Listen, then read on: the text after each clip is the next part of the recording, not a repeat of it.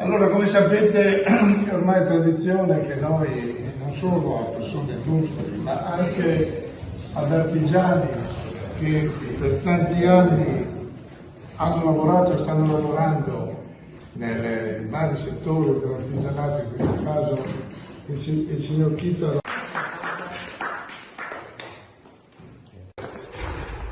Signor Chittaro ha appena ricevuto il sigillo della città di Udine dalle mani appunto del sindaco Pietro Fontanini. Le chiediamo insomma se è emozionato, se è un orgoglio. Emozionato sì, devi essere emozionato. Avete un ricevimento così bello, così ben studiato, non si può, non si fa a non essere emozionati. Ecco, ricordiamo da quanto lei è a Udine e che cosa fa a Udine.